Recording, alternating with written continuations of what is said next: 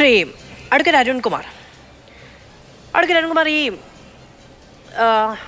കേന്ദ്രം വിഹിതം പൂർണ്ണമായും നൽകിക്കഴിഞ്ഞിട്ടുണ്ട് എന്ന് കഴിഞ്ഞ ദിവസം JP നദ്ദ പാർലമെന്റിൽ വ്യക്തമാക്കുന്നുണ്ടായിരുന്നു. അതുമായി ബന്ധപ്പെട്ട പ്രതികരണങ്ങളൊക്കെ നമുക്ക് ലഭ്യമായിട്ടുണ്ട്. പാർലമെന്റിൽ പറയുന്ന ഒരു കാര്യമാണ്, ആധികാരികമായിട്ടല്ലാതെ പറയാൻ കഴിയില്ല, അല്ലെങ്കിൽ അവകാശ ലംഘനത്തിന്റെ പരിധിയിൽ വരും, നമ്മുടെ MP-മാർക്ക് അത് ചോദ്യം ചെയ്യാൻ കഴിയും, അങ്ങനെ പലതും കഴിയും. അപ്പോൾ കേന്ദ്രം പറയുന്ന കാര്യം കള്ളമാണ് എന്നൊരു വാദത്തിന് ഇപ്പോഴും ഉറച്ചു നിൽക്കുന്നുണ്ടോ? മറ്റൊന്ന്, ഇപ്പോൾ ശ്രീ കെ പി റോസമ്മ പറയുന്നത് പോലെ മറ്റു സംസ്ഥാനങ്ങൾ ഇത്തരത്തിൽ വിരമിക്കൽ ആനുകൂല്യം അടക്കം കൊടുക്കുന്നുണ്ട്.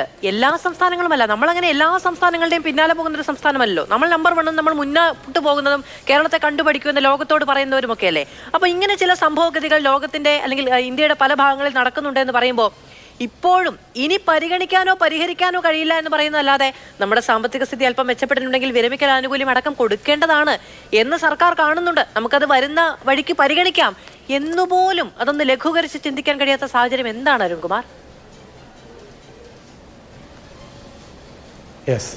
ഇവിടെ ആദ്യം കോൺഗ്രസ് പ്രതിനിധി പറഞ്ഞ ചില വാചകമുണ്ട്.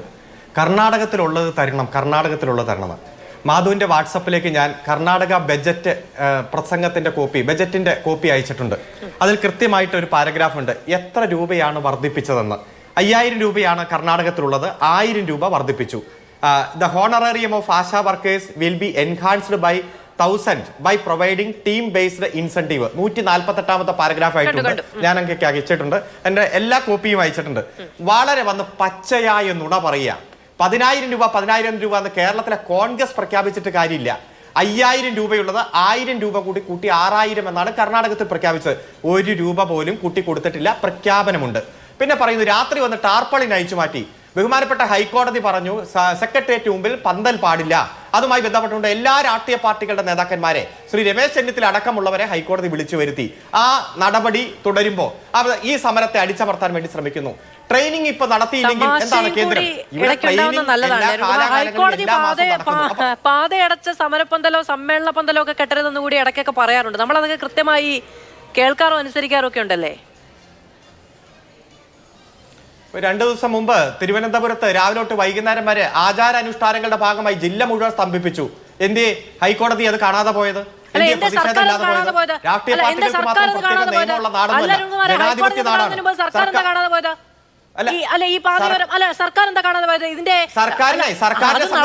സർക്കാരും പോലീസും അല്ലേ? എന്തുകൊണ്ടാണ് ഈ ആശാവർക്കന്മാരുടെ സമരം പൊളിച്ചതുപോലെ നിങ്ങൾ ആറ്റുകാൽ പൊങ്കാലയുമായി ബന്ധപ്പെട്ട ആചാരത്തിന്റെ കാര്യത്തിലൊന്നും പോയി തൊടാതിരുന്നത്? ചോദിക്കാനും പറയാൻ ആളുണ്ടാവും എല്ലാവരും. അല്ലല്ല, സർക്കാരിനെ സംബന്ധിച്ചിടത്തോളം എല്ലാ ജനാധിപത്യപരമായിട്ടുള്ള പ്രതിഷേധങ്ങൾ നടത്താൻ അനുവാദം വേണം. അത് കോർപ്പറേഷന്റെ മുനിസിപ്പാലിറ്റിയുടെയും അനുവാദം ഉണ്ടെങ്കിൽ നടത്താൻ അനുവദിക്കണമെന്നാണ് സർക്കാരിന്റെ പോളിസി. ആ പോളിസി നിയമസഭയിൽ ബില്ലാക്കി വഞ്ചൂര് സമരപന്തൽ കിട്ടിയത് അല്ല, വഞ്ചൂര് സമ്മേളന പന്തൽ കിട്ടിയത്. മധു, ഇത് ഞായറാഴ്ച നിങ്ങളുടെ ഈ 1 മണിക്കൂർ ചർച്ചയിൽ വന്നിരിക്കുന്നതേ ഈ 5 പേർക്ക് അലോട്ട് ചെയ്യുന്നതിൽ ഒരു 10 മിനിറ്റ് വേണ്ട, ഒരു 6 മിനിറ്റെങ്കിലും കിട്ടുമല്ലോ എന്ന് ഓർത്തിട്ടാ, അല്ലാതെ വേറെ പ്രത്യേക അസുഖമുള്ളതുകൊണ്ടല്ല. നിങ്ങൾ 3 പേർ ചർച്ച ചെയ്യുമ്പോഴും ഇടപെടുന്നില്ല. ഞാൻ ഒരു വാചകം പറയുമ്പോഴേക്കും ഇടപെടുന്ന ഈ മര്യാദകേട് കാണിക്കരുത്. മര്യാദകേടാണെന്ന് തോന്നിയ അരുൺ പറഞ്ഞു, ഞാൻ ആനുപാതികമായിട്ടുള്ള സമയം അല്ല, എന്നോട് ക്ഷമിക്കും. അല്ല, അങ്ങനെ തുടർച്ച ഇടപെട്ടു എന്നുള്ളത് എനിക്കും അറിയാം. പക്ഷേ ഇവിടെ സമരങ്ങൾ നടത്താനും പ്രതിഷേധങ്ങൾ നടത്താനും സമരങ്ങൾ നടത്താനും പ്രതിഷേധങ്ങൾ നടത്താനും ആചാരാനുഷ്ഠാനങ്ങൾ നടത്താനുമുള്ള സ്വാതന്ത്ര്യം ഇവിടെയുണ്ട്. ചിലത് കാണുകയും ചിലത് കാണാതെ പോവുകയും ചെയ്ത കോടതി നടപടിയാണ് ഞാൻ വിമർശിച്ചത്. അത് ഇനിയും വിമർശിക്കാനുള്ള ആവേശവും ചങ്കുറ്റവും അറിവും എനിക്ക് ഈ വിഷയത്തിലുണ്ട്. അതുകൊണ്ടാണ്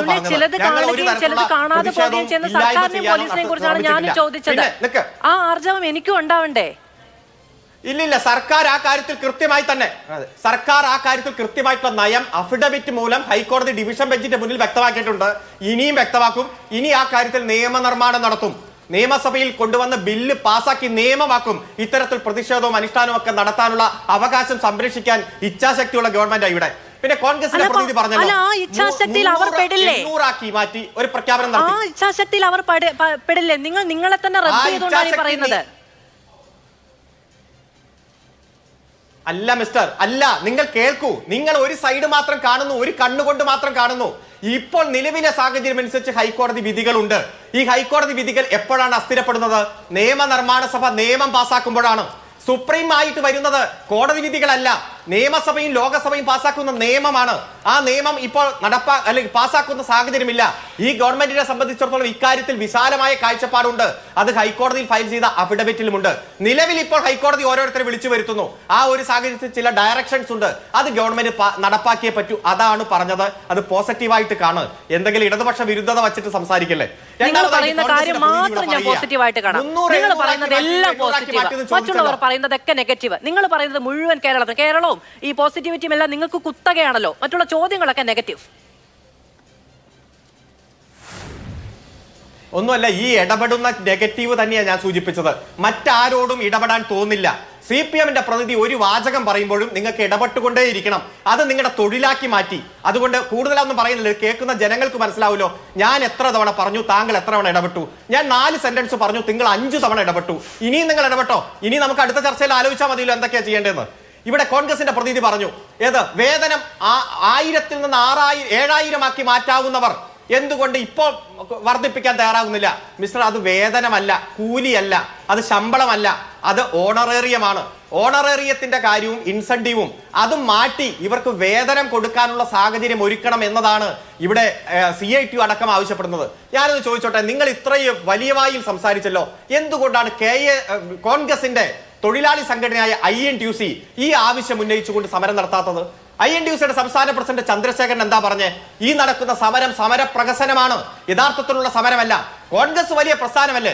നിങ്ങളുടെ തൊഴിലാളികൾക്ക് പോലും ഇല്ലാത്ത ആവശ്യം ഇവിടെ വരുമ്പോ നിങ്ങൾ ആ ആവശ്യത്തെ, നിങ്ങളുടെ തൊഴിലാളി വർഗത്തെ തള്ളി പറയുന്ന നിലപാടല്ലേ ഇവിടെ സ്വീകരിച്ചു കൊണ്ടിരിക്കുന്നത്? പിന്നെ ഇപ്പോ BJPയുടെ പ്രതിനിധി പറഞ്ഞു, ആരോഗ്യമന്ത്രിക്ക് ഒന്ന് ചർച്ച ചെയ്തുകൂടെ? ഫെബ്രുവരി മാസം 16-ന് ഇപ്പൊ സമരം നടത്തുന്നവരോട് ആരോഗ്യമന്ത്രി ചർച്ച ചെയ്തതാണ്, ഈ കാര്യങ്ങൾ മുഴുവൻ വിശദീകരിച്ചതാണ്. ഞങ്ങൾ പരിശോധിച്ചിട്ട് വരാം, ഈ മറുപടിയുടെ അടിസ്ഥാനത്തിൽ തിരിച്ചു പോയതാണ്. പിന്നെ ഇവർ തിരിച്ചു വന്നിട്ടില്ല. 3 തവണ കേന്ദ്രമന്ത്രി പോയില്ലോ, കുട കൊണ്ടേ കൊടുത്തു, വടി കൊണ്ടേ കൊടുത്തു, അവിടെ ഡാൻസ് ചെയ്തു, പാട്ടുപാടി. അവസാനം പറഞ്ഞില്ലേ, ഈ കേന്ദ്രത്തിന്റെ വാഗ്ദാനം മാത്രം പോരാ, വാഗ്ദാനം കൊണ്ട് വയറ് നിറയില്ല, ഉത്തരവായിട്ട് വരാൻ പറഞ്ഞു. എന്നിട്ട് എന്തിയേ പിന്നെ കേന്ദ്രമന്ത്രി പോകാത്തത്? BJP അല്ലേ ഇതിന് ഉത്തരവാദി?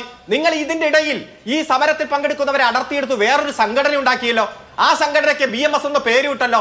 അപ്പോൾ ഈ സമരത്തെ പൊളിച്ച് BMS സംഘടന ഉണ്ടാക്കുക എന്നുള്ള നിങ്ങളുടെ ലക്ഷ്യം, ആ ലക്ഷ്യം നടപ്പാക്കി നിങ്ങൾ ആരോഗ്യമന്ത്രിക്ക് കത്തും കൊടുത്തു. BMS രൂപീകരിച്ചിരിക്കുന്നു, ആശാ വർക്കേഴ്സിന്റെ സംഘടന. പിന്നെ ഈ സമരത്തിൽ പങ്കെടുക്കുന്ന ബഹുമാനപ്പെട്ട സഹോദരി പറഞ്ഞല്ലോ, 62 വയസ്സിൽ റിട്ടയർ ആകണം എന്നുള്ള ഉത്തരവ് ഇവിടെ ഉണ്ടോ? ആ ഉത്തരവ് വന്നപ്പോൾ തന്നെ ഈ ഗവൺമെന്റ് മരവിപ്പിച്ചില്ലേ? അതുപോലെ തന്നെ ഇവിടെ ഏതെങ്കിലും തരത്തിൽ മറ്റു ജോലിയിൽ പോകുന്നതിന് എന്തെങ്കിലും ബുദ്ധിമുട്ടുണ്ടോ? ആശാ വർക്കേഴ്സ് പഞ്ചായത്ത് മെമ്പർമാരുണ്ട്, തൊഴിലുറപ്പ് പദ്ധതിക്ക് പോകുന്നുണ്ട്, മറ്റ് ഈ വിഷയങ്ങളൊക്കെ നമ്മൾ എത്ര തവണ ചർച്ച ചെയ്തതാണ്. ഇപ്പോൾ നമ്മുടെ മുന്നിൽ കേന്ദ്രത്തിന്റെ ഭാഗത്തുനിന്ന് ഇപ്പൊ അങ്ങ് എന്നോട് ചോദിച്ചല്ലോ, ഈ കേന്ദ്രം തരാനുള്ള ഫണ്ട് ഇവിടെ ഇൻഫ്രാസ്ട്രക്ചർ മെയിൻ്റനൻസുമായി ബന്ധപ്പെട്ടുകൊണ്ട് 826 കോടി രൂപയാണ് കിട്ടേണ്ടത്. അതിൽ കൈൻഡ് ഗ്രാൻഡ് ആയിട്ട് തന്നിരിക്കുന്നത് 189 കോടി രൂപയാണ്. 636 കോടി രൂപ കിട്ടാനുണ്ടെന്നുള്ള കണക്ക് കൃത്യമായി നിയമസഭയിലും വെച്ചു, ലോകസഭയിലും വെച്ചു. ഈ സമയത്ത് കേന്ദ്രം പറയുന്നത് നിങ്ങൾ വേദവാക്യമാക്കി എടുക്കുക. അല്ല, ഞാനൊരു വേദവാക്യം ഇട്ടില്ല. നിങ്ങൾ അവകാശ ലംഘനത്തിന് നോട്ടീസ് കൊടുക്കുമോ എന്നാണ് ഞാൻ ചോദിച്ചത്. കേന്ദ്രം പറഞ്ഞത് തെറ്റാണെങ്കിൽ നോട്ടീസ് കൊടുക്കുമോ എന്നാണ് ഞാൻ ചോദിച്ചത്. ആരെയും കണ്ണടച്ച് വിശ്വസിക്കേണ്ട ബാധ്യതയോ ആർക്കും വേണ്ടി സംസാരിക്കേണ്ട ബാധ്യതയോ എനിക്കില്ല അരുൺ. എനിക്ക് 1-2 കാര്യങ്ങൾ കൂടി കൃത്യമായി പറയേണ്ടതുണ്ട്, അല്ലെങ്കിൽ അത് ശരിയാവില്ല. ഇപ്പൊ ഒരു മിനിറ്റ് ഇപ്പൊ മാധ്യമങ്ങൾ ചർച്ചയ്ക്ക് വിളിക്കുന്ന സമയത്ത് ശരി, പറയൂ. അതായത് ഈ ചൂരൽമല മുണ്ടക്ക ഇന്ത്യയിൽ ഉണ്ടായ ഉരുൾപൊട്ടലിൽ ഏറ്റവും വലിയ 3ാമത്തെ പ്രകൃതി ദുരന്തം ഉണ്ടായതിന്റെ പിറ്റേ ദിവസം ആഭ്യന്തരമന്ത്രി വന്ന് പറഞ്ഞതാ 10 ദിവസം മുമ്പ് റെഡ് അലർട്ട് കേരളത്തിൽ കൊടുത്തിരുന്നു എന്ന്. അതെല്ലാവരും വിശ്വസിച്ചല്ലോ, മാധ്യമങ്ങൾ. സത്യമായിരുന്നു. പ്രവചിക്കാൻ കഴിയാത്ത ഒരു കാര്യം എങ്ങനെ പ്രവചിച്ചു എന്ന് കൃത്യമായി ചോദിച്ചിട്ടുണ്ട്. പഴയ ചർച്ചക്കാരന് വേണമെങ്കിൽ എടുത്തു നോക്കാം, അത് ചോദിച്ചിട്ടുണ്ട്. അല്ലാതെ ഒന്നും തൊണ്ട തൊടാതെ വിഴുങ്ങുന്ന ശീലമൊന്നും ഇല്ല. എന്താ ഇത്ര ക്ഷമയില്ലാത്തത്? ഈ മാധു എന്ന് പറയുന്ന അവതാരികയ്ക്ക് ഇത്ര ക്ഷമയില്ലാതാകുന്നത് എന്തുകൊണ്ടാണ് എനിക്ക് മനസ്സിലാകുന്നില്ല. പ്രത്യേകിച്ച് ഞാൻ പറയുമ്പോൾ ഒട്ടും ക്ഷമയില്ല. എന്താണെന്ന് എനിക്ക് മനസ്സിലാകുന്നില്ല. അതായത് പരിസ്ഥിതി മന്ത്രി തന്നെ തെറ്റിദ്ധരിപ്പിച്ചു. ചൂരൽമലയിലും മുണ്ടക്കയിലും മുഴുവൻ കയ്യേറ്റക്കാരാണ്, ഉരുൾപൊട്ടൽ ഉണ്ടാകുന്ന ജനങ്ങളുടെ ജീവിത രീതി. ഇതൊക്കെ നമ്മൾ കണ്ടതല്ലേ. കേരളം എന്ന് കേൾക്കുമ്പോൾ കേന്ദ്രത്തിന്റെ ഭാഗത്തുനിന്ന് എത്ര നുണയാണ് പറഞ്ഞ്. കേന്ദ്രവിഹിതം കുറെ കിട്ടാനുള്ളത് സുപ്രീം കോടതി എന്താ പറഞ്ഞ്? ഭരണഘടനാ ബെഞ്ച് പരിശോധിക്കട്ടെ, നിങ്ങൾ ഉന്നയിക്കുന്ന ആരോപണങ്ങളിൽ അല്ലെങ്കിൽ വാദത്തിൽ ന്യായമുണ്ടെന്നാ പറഞ്ഞ്. അതവിടെ പരിഗണനയാ. ഇപ്പൊ ഈ വിഷയത്തിൽ ഞങ്ങൾ പറയുന്നു, കേന്ദ്രമാണ് ഇതിൽ തീരുമാനമെടുക്കേണ്ടത്. സംസ്ഥാനത്തെ സംബന്ധിച്ചിടത്തോളം ചെയ്യാവുന്നതിന്റെ മാക്സിമം ചെയ്തു. പിന്നെ ഇവിടെ ഒറ്റ കാര്യം കൂടി ഇവിടെ പറയാൻ, 232 രൂപ ദിവസം 13,200 ഭാഗം 30 എത്രയാ? ഒന്ന് കണക്ക് കൂട്ടിയേ. കാൽക്കുലേറ്റർ കയ്യിലുണ്ടല്ലോ, മൊബൈൽ ഫോൺ കയ്യിലുണ്ടല്ലോ. 13,200 ഭാഗം 30 എന്ന് പറഞ്ഞാൽ 440 ആണ്. ആ 440 ദിവസക്കൂലി. ഇപ്പോഴും പറയുന്നത് 232. ഓണറേറിയത്തെ മാത്രമല്ലല്ലോ ഹരിക്കേണ്ടത്. ഇൻസെന്റീവ് 60% കേന്ദ്രവും 40% കേരളവും അല്ലേ? മൊബൈൽ ഫോൺ ചാർജ് ചെയ്യാൻ 200 രൂപയുണ്ട്. ഇതൊന്നും വലിയ ശമ്പളമാണ്, വലിയ ഹോണററിയമാണെന്നല്ല പറയുന്നത്. നമ്മുടെ ജീവിത രീതി മീറ്റ് ചെയ്യാൻ ഇതിലും മെച്ചപ്പെട്ട സൗകര്യം വേണം. അതിന് കേന്ദ്രവും കനിയണം. കേന്ദ്രം ഒന്നും തരാതെ എല്ലാം കേരളത്തോട് പറയുന്നു. എന്റെ പേരെടുത്ത് വിളിച്ച് എന്തുകൊണ്ടാണ് ക്ഷമയില്ലാത്തത് എന്ന് ചോദിച്ചാൽ അങ്ങ് അരമണിക്കൂർ പ്രസംഗിക്കുന്നത് എനിക്ക് കേൾക്കാൻ നിവൃത്തിയില്ല. പിന്നെ ഞാൻ അങ്ങേ ആ സമയത്ത് അനുകൂലിക്കുകയാണ് ചെയ്തത്. ക്ഷമയില്ലാതെ അനുകൂലിക്കുന്നത് എങ്ങനെയാണ് എന്ന് എനിക്കറിയില്ല. അങ്ങ് പറഞ്ഞ അതേ കാര്യമാണ് അതേ ഇടത്ത് നിന്നുകൊണ്ട് ഞാനും പറഞ്ഞത്. അങ്ങ് ക്ഷമയില്ല എന്ന് പറയുന്നു. അനുകൂലിക്കാനുള്ള ക്ഷമയില്ലായ്മയാണോ എന്നുള്ളത് എനിക്കറിയില്ല. ഇനി ചർച്ചയ്ക്ക് ഒരു വ്യക്തി അരമണിക്കൂർ പ്രസംഗിക്കാൻ എനിക്ക് മാതൃഭൂമി വരണ്ട. ഞങ്ങളൊക്കെ പൊതുപ്രവർത്തകരാണ്.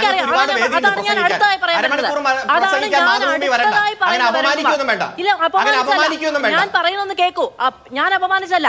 ഇപ്പോ ഒരു മണിക്കൂർ ഒരു ചാനലിന് വേണ്ടി ചിലവഴിക്കുന്നുണ്ടെങ്കിൽ അവനവന്റെ വ്യക്തിപരമായ കാര്യങ്ങൾ, പാർട്ടിയുമായി ബന്ധപ്പെട്ട ഉത്തരവാദിത്തങ്ങൾ പലതും മാറ്റിവെച്ചുകൊണ്ട് തന്നെയാണ് വരുന്നത്. അത് കൃത്യമായി അങ്ങോട്ട് ചോദിച്ചും ഇങ്ങോട്ട് പറഞ്ഞും ഒക്കെയാണ് എല്ലാവരും ചെയ്യുന്നത്. ഇപ്പോ ഒരു സർക്കാരിന്റെ പ്രതിനിധി സംസാരിക്കുമ്പോൾ സർക്കാരിന്റെ പ്രതിനിധിയോട് ചോദിക്കുന്നത് പോലെ ഓരോ കാര്യത്തിനും ആ ചോദ്യം തിരിച്ചു പ്രതിപക്ഷത്തിരിക്കുന്നവർക്കോ ഭരണമില്ലാത്തവർക്കോ അധികാരത്തിലില്ലാത്തവരോട് ചോദിക്കേണ്ടി വരില്ല. അത് സ്വാഭാവികമല്ല. അത് അറിയാത്ത ഒരാളാണ് അരുൺകുമാർ. അല്ല, ചോദിക്കാം, പക്ഷെ കേൾക്കാനുള്ള സന്മനസ് കൂടി വേണം. ഒരു പകുതി മനസ്സെങ്കിലും വേണം. ഒരു ഉത്തരം പറയുമ്പോഴേക്കും ഉപചോദ്യം. എത്ര ചോദ്യം ചോദിച്ചോ, നിങ്ങളുടെ ചോദ്യം നേരിടാൻ ധൈര്യമുള്ളതുകൊണ്ടല്ലേ ഈ ചർച്ചയിൽ വന്നിരിക്കുന്നത്. ഒരു ഭയവും മടിയില്ലല്ലോ. പക്ഷെ അത് കേൾക്കാനുള്ള മനസ്സ് താങ്കൾക്ക് വേണമെന്നാണ് സൂചിപ്പിച്ചത്. ആ മനസ്സ് കുറെ നാളായി CPM പ്രതിനിധിയോട് ഇല്ല. ആ മനസ്സ് കാണിക്കാൻ സൗകര്യം ഉണ്ടെങ്കിൽ മാത്രം ചർച്ചയ്ക്ക് വിളിക്കുക. നമ്മൾ തമ്മിൽ ചർച്ചയ്ക്ക് ഇരിക്കാൻ തുടങ്ങിയിട്ട് ഒരു 5 വർഷത്തിലധികമായിട്ടെങ്കിലും ഉണ്ടാകും. ഇതുവരെ ഇത്രയും അങ്ങോട്ടും ഇങ്ങോട്ടും നമ്മൾ തമ്മിൽ സംസാരിച്ചിട്ടില്ല എന്ന് ഉറപ്പെങ്കിലും എനിക്കുണ്ട്. അതായത് ഈ പറയുന്ന ക്ഷമയോ സഹനമോ ഈ കേൾക്കാനുള്ള പ്രശ്നമോ ഒക്കെ സംബന്ധിച്ച് നമ്മൾ തമ്മിൽ ഇത്രയും സംസാരിച്ചിട്ടില്ല എന്നാണ് ഞാൻ വിചാരിക്കുന്നത്. അങ്ങനെ ഒരാളാണ് ഞാനെന്ന് ഈ സുപ്രഭാതത്തിൽ അരുണ് പറയണമെന്നുണ്ടെങ്കിൽ പറഞ്ഞോളൂ, ഞാൻ അതും കേൾക്കാൻ തയ്യാറാണ്. നേരത്തെ എന്താണ് ഞാൻ പറഞ്ഞത്? തുടരെ ഇടപെടുന്നുണ്ടെന്ന് എനിക്കറിയാം, എന്നോട് ക്ഷമിക്കൂ എന്ന് പറഞ്ഞുകൊണ്ടാണ് ഞാൻ പറഞ്ഞത്. അങ്ങ് ഈ പറയുന്ന അസഹിഷ്ണുത എവിടെയാണെന്ന് എനിക്ക് മനസ്സിലാവുന്നില്ല.